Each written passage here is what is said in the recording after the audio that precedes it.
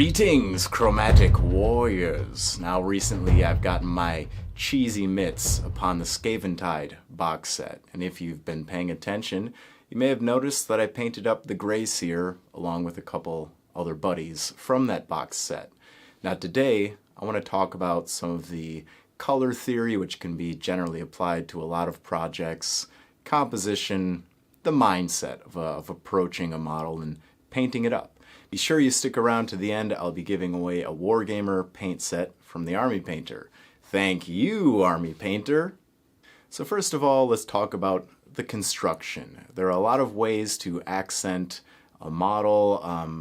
A lot of answers are correct, but I want you to have sort of a mission statement in mind. When you're looking at a model and you're building it up, consider that you're accenting the curves and motion of the model in some way, whether you're standing it on just a flat surface or in this case, there's a lot of kind of invisible lines leading into the motion, and enhancing the flow of the piece. So just think about the symmetry of the items and models you're placing around your main feature.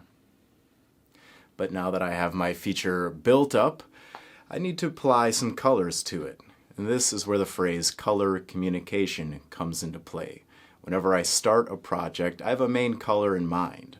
In this case, yellow. I have something that I haven't done in a while, or some kind of brand new tone I'm trying to achieve, but I always have a bit of a mission. And from there, after choosing my main color, in this case, yellow, that will be your army color, every choice made around that is to accent that main color.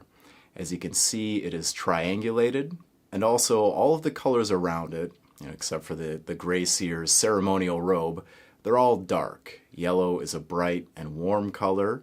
Certainly there's a lot of temperature play that can be brought up, but generally I want to feature this bright warm color by surrounding it with dark colors.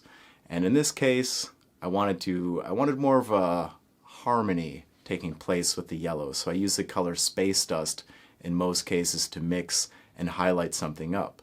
So in the case of the black, the tunics on the Skaven, just mixing Space Dust into that to create a warmer gray, you can see how it kind of adds to the overall feeling of the piece. There's nothing wrong with having a cold take on the same color scheme. Certainly even yellow can be represented in a cold way, but every piece is an experiment, so in this one, that was what I was going with. Now, variations on a theme. In some cases you're painting an entire army. In some cases you're packing or trying to represent a force in a tiny little plinth.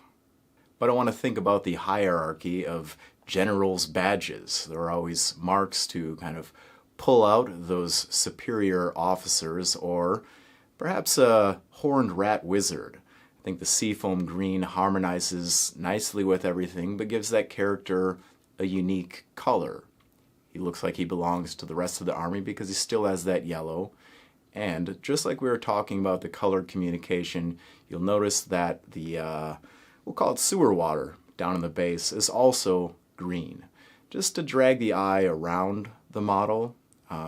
Be careful if you're leaving an individual color by itself, because you're creating a focal point. Someone is going to see that color and their eyes may just rest on that color. It may not get pulled around on the piece and having them notice other features and then coming to a final resting place, of course. A little green down below to pull the eyes. And yes, as I mentioned, cold colors are going to accent all these warm colors very nicely. So as a spot color, you can see on the wrappings of the handles and mainly the Grey Seer's staff, I rendered those in cold tones. This creates a secondary spot color, and it also complements the main tone of my army. And if you've made it this far, please remember to hit the like and subscribe button, and suggest this channel to somebody else that you think this might be useful for them. Word of mouth suggestions are probably the best way that this channel can grow in a meaningful way. So share with your friends. I appreciate the support. Now you'll also notice there's another color involved. We have the fleshy pink of the tails. Yet on the Grey Seer, the white rat, the flesh tone is rendered much brighter. Just like how the darker green of the swamp water complements his tunic, the lighter take on his skin, while it relates to the other characters, it still creates lightness, and the eyes are going to tend to focus on, I guess, whatever would exist the least. You're trying to lead them with the light. In this case, of course, if he had like a black hood on, that would be very attention-grabbing in the opposite way. Just consider the controls at your disposal. So I hope this video has inspired to turn the chromatic gears in your mind. Maybe it has you already thinking about your own army and the variations within that theme. It's nice to sit down and not paint something exactly the same, even as you're adding to a force. Personally, I find a lot of freedom just doing single miniatures because every one of them can be a little bit different. It always feels fresh. Now, also, the Army Painter has given me the opportunity to give away a Wargamer Paint set. So all I want you to do is, I guess, support the video as I've asked, but leave a comment down below. I'll randomize the winner from the comment section, and then we will commence the rewarding. And also, if you don't win, you can enter the code FACTORYSAM5 at checkout with the Army Painter for, you guessed it, a 5% discount. So go forth, Chromatic Warrior, and remember, every piece is an experiment, and by challenging yourself, you will become better. Remain unchained.